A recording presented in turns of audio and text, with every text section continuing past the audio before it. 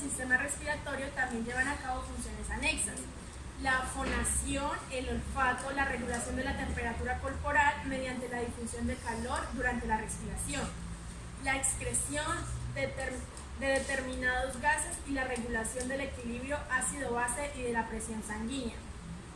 Estructuras que la conforman: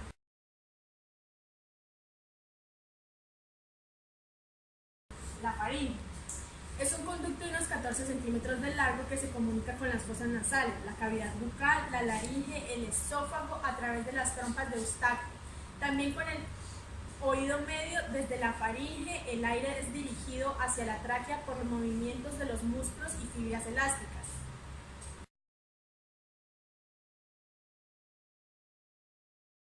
Fosas nasales. Son cavidades simétricas entre sí situadas debajo de la fosa cerebral anterior, entre las cavidades orbitarias y los maxilares superiores y por encima del paladar. Ambas fosas nasales se hallan separadas por un tabique óseo cartilaginoso. La laringe.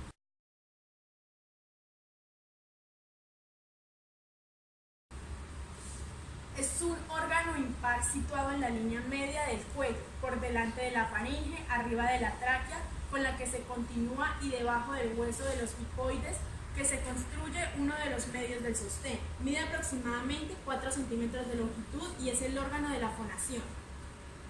La tráquea. Es un órgano que sigue la laringe a unos 12 centímetros de largo, ubicada por delante del esófago, que está formado por una serie de cartílagos como anillos y complementos en forma de C, apilados verticalmente y separados entre sí por un tejido elástico. La parte incompleta de los anillos se completa con un músculo listo para permitir el paso de los alimentos por el esófago, que está por detrás de los anillos. Sirven para mantener la tráquea siempre abierta. Bronquios. La tráquea se bifurca en dos conductos, los bronquios en una zona llamada carina.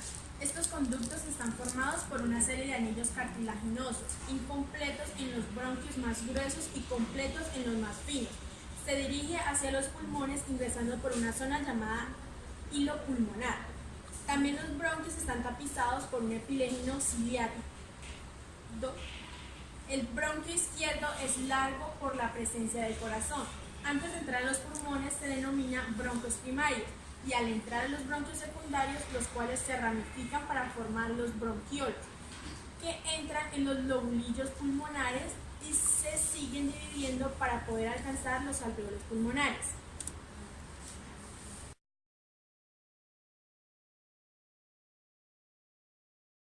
Los pulmones son órganos esponjosos, elásticos y rosados que se alojan en la cavidad torácica.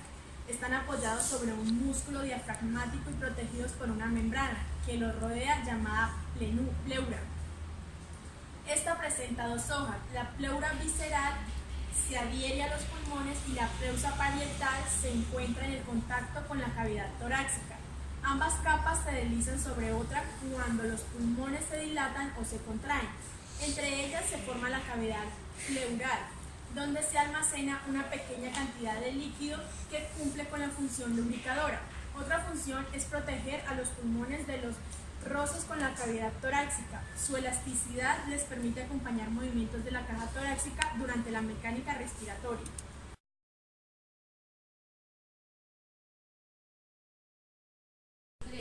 Fisiología del sistema respiratorio. La respiración, al igual que la digestión, es un proceso de entrada y salida, es decir, la principal tarea del sistema respiratorio es permitir el ingreso del aire atmosférico y expelerlo del cuerpo luego de haber realizado los intercambios gaseosos correspondientes.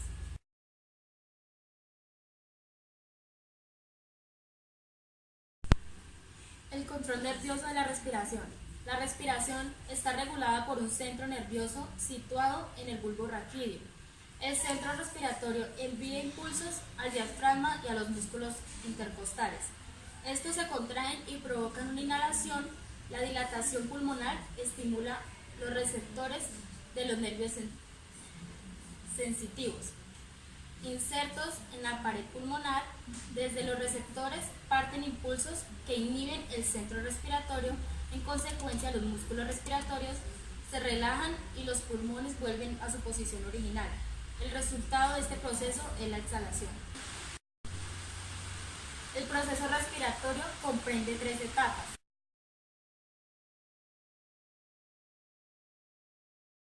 La ventilación pulmonar, que es la entrada de aire a los pulmones y su posterior salida, la cual es la mecánica respiratoria.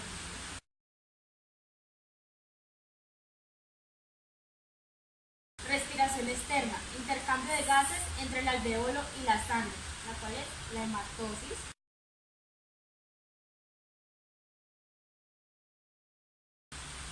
Respiración interna, intercambio de gases entre la sangre y la célula, y esa es la respiración celular.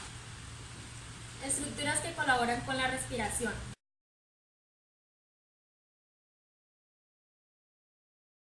El diafragma es un músculo esquelético que divide el cuerpo en 2 cavidades, la abdominal, que aloja el estómago, el hígado, el páncreas, etc. Y la torácica, que contiene el corazón y los pulmones. Su función: durante la inspiración se aplana y aumenta el diámetro vertical de la caja torácica.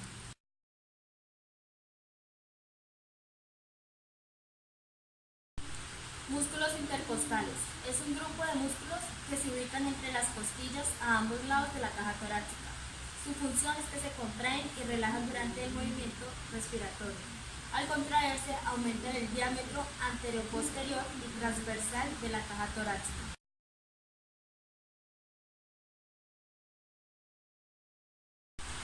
Músculos abdominales. Son músculos que forman la pared del abdomen. Empujan el diafragma hacia arriba y comprimen. Estructuras que colaboran con la respiración. Son las estructuras que permiten que los pulmones puedan aumentar o disminuir su tamaño durante la respiración. Estos músculos son el diafragma, los músculos intercostales externos, los músculos intercostales internos, músculos abdominales y músculos del cuello.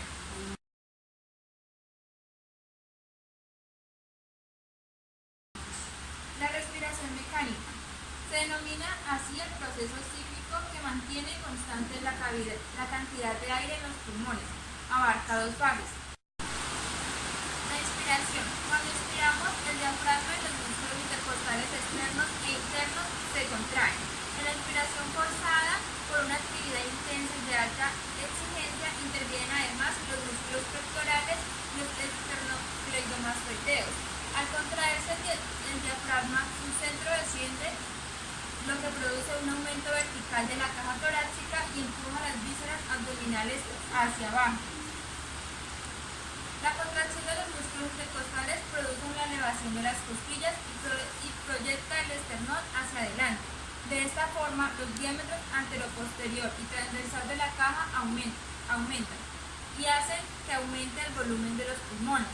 El aumento de volumen crea un vacío y por lo tanto una diferencia de presión con respecto a la presión atmosférica. De este modo, el aire atmosférico ingresa para lograr un equilibrio. En la aspiración se produce cuando el diafragma y los músculos intercostales se relajan, vuelven a su posición habitual. Es decir, el diafragma se eleva y las costillas descienden, por lo que disminuye el volumen de la caja torácica y en consecuencia de los pulmones. La disminución del volumen presiona el aire en los pulmones y hace que salga al exterior. También contribuye la contracción de los músculos abdominales, que comprimen la cavidad abdominal y empujan al diafragma hacia arriba. Movimiento del diafragma, movimiento de las costillas. Inspiración, expiración. Músculos que colaboran con la respiración. En reposo, el cuerpo humano solo necesita del diafragma e intercostales para respirar, pero ante situaciones como la tos, el ejercicio físico y demás, se puede optimizar el proceso de respiración echando mano a músculos como los abdominales, el pectoral, el serrato, los escalenos y otros.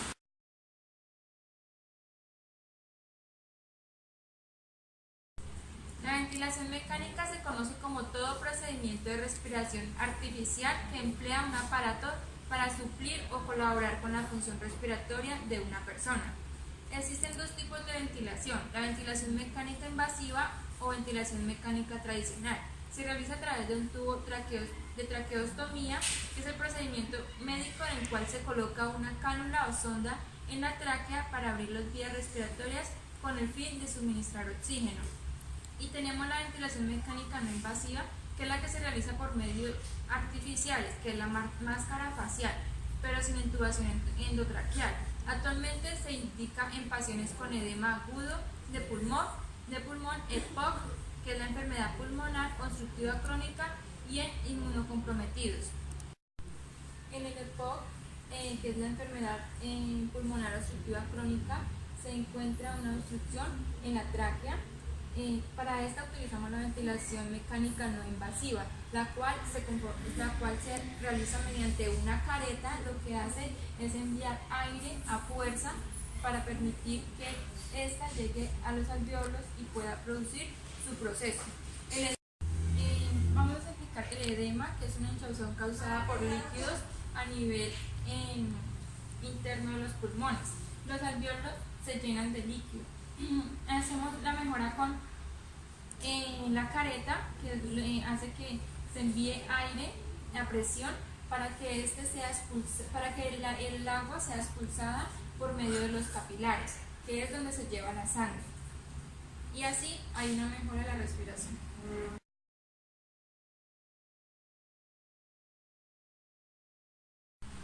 Volúmenes de la respiración. Son los valores habituales de los distintos parámetros que se pueden medir en el sistema respiratorio. Dentro de ellos tenemos volumen corriente, o conocido como VT, que es la cantidad de aire que entra y sale de los pulmones en una respiración normal.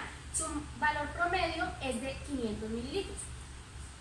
Volumen de reserva inspiratorio, o VRI, es la cantidad de aire que entra en los pulmones en una inspiración máxima, es decir, forzada además del volumen corriente, y su valor viene siendo de 3000 mililitros. Volumen de reserva inspiratorio, o VRE, es la cantidad de aire que puede expulsarse del pulmón en una expiración forzada además del volumen corriente, y su valor promedio es de unos 1200 mililitros. Volumen residual, o VR, alude a la cantidad de aire que queda en el interior de las vías respiratorias y en el interior de los pulmones, que no puede expulsarse tras una aspiración forzada. Este volumen garantiza el estado de llenado parcial de los pulmones. Su valor promedio es de 1200 mililitros. Factores que inciden en los volúmenes de la respiración. Dentro de ellos tenemos el índice de Tifeneau, o IT, que es la relación entre el volumen expiratorio forzado en el primer segundo y la capacidad vital. Este volumen es la capacidad de aire que se puede expulsar en un segundo mediante una expiración forzada. Espacio muerto fisiológico, o VD, es la cantidad de aire contenido en las vías respiratorias y en los alvéolos que no llega a participar en el intercambio de gases. Está constituido por el espacio muerto anatómico y el funcional. También es la cantidad de aire que se encuentra en el interior de las vías respiratorias. El espacio muerto funcional está constituido por la cantidad de aire que se sitúa en los alvéolos alterados por un trastorno de vascularización. Es decir, en condiciones normales el espacio muerto fisiológico sería igual al espacio muerto anatómico, 0 mililitros. Tasa de ventilación. Mide la cantidad de aire desplazado durante los movimientos respiratorios por una unidad de tiempo. Se puede determinar de dos formas. Bien por la ventilación minuto, que es producto del volumen corriente por la frecuencia respiratoria.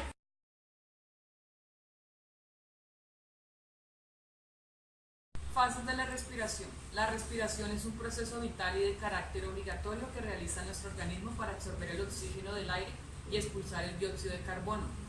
El control de la respiración favorece nuestros procesos corporales y fisiológicos. Este nos ayuda a disminuir la ansiedad, el estrés, el cansancio y la sensación de fatiga.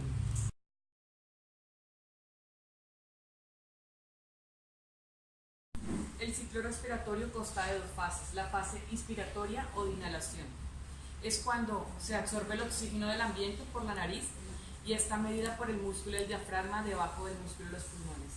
La segunda es la fase expiratoria o la exhalación.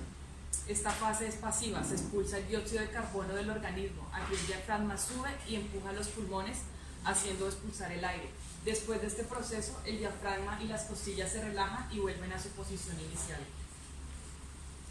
La respiración adecuada está conformada por la respiración abdominal, intercostal y clavicular. Debe ser rítmica y profunda.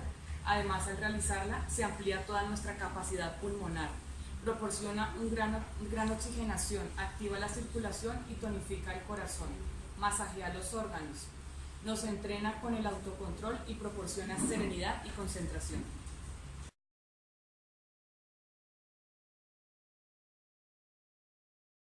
Encontramos la respiración de Biot.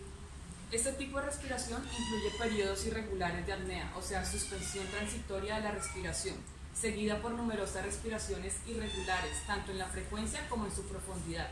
Puede ser causada por hipertensión craneal, meningitis o otros trastornos neurológicos. Respiración de Shake-Stop. Se caracteriza por un incremento y decremento gradual de la profundidad en la respiración, seguida por un periodo de apnea.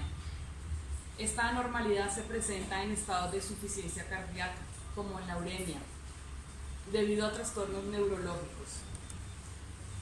Respiración de Kussmaul. Se caracteriza por una respiración profunda y ruidosa, seguida por una pausa rápida separada por un intervalo de inspiración que le sigue. Esta se encuentra en pacientes con acidosis diabética.